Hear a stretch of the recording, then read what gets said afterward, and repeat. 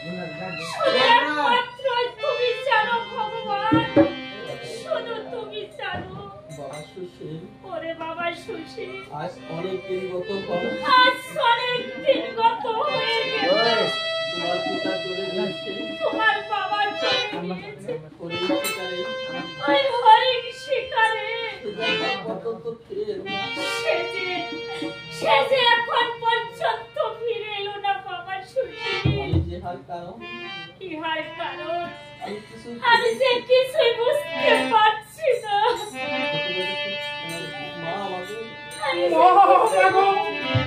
বাবা সেনাপতি, ওরে বাবা সেনাপতি, বলো বাবা, আমার তোমাকে একা দেখতে পাচ্ছি, আমার স্বামী কোথায়? বলো না বাবা। আমি আর কি বলবো মা, বলতে যাবারই হৃদয় করে লাগছে মা। বাবা সেনাপতি,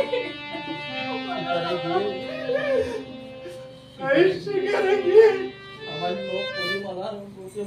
সামান্য পরিমাণার রূপে মাত্র হয়ে তাকেছি। তাহাকে কি করেছে বাবা? তাহা কি করেছে বাবা? তুমি আমার নিকট তুমি আমার নিকট খুলে বলো বাবা। আমি আর কি বলবো মা, বলতে যে আমার হৃদয় করে যাচ্ছে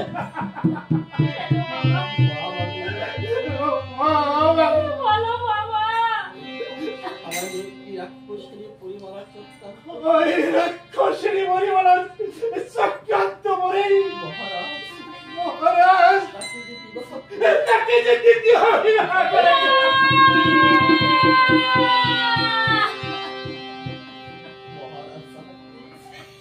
মহারাজ তাহলে কি দ্বিতীয় বিবাহ করে দ্বিতীয় বিবাহ?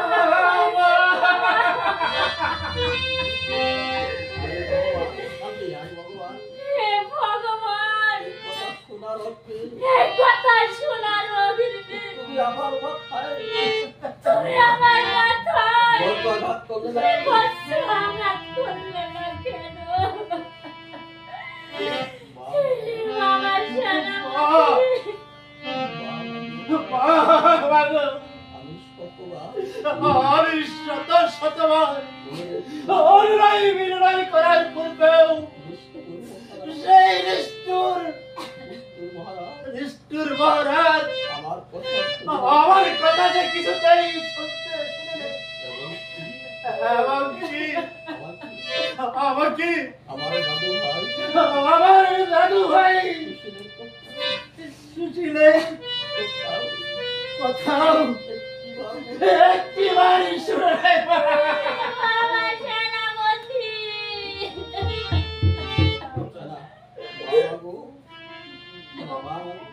বাবা গো, আমি যে শত সহস্রবার অন্যায় বিনয় করার পূর্বে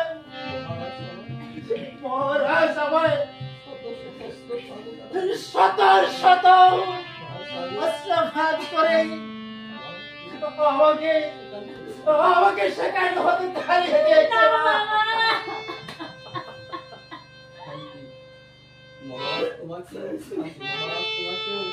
মহারাজ তোমাকে চাবুক মেরেছে বাবা। হায় ভগবান, এখন আমি আর কি করবো ভগবান?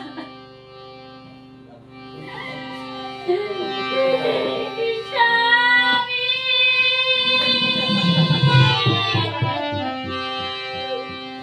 সখী বসন্ত,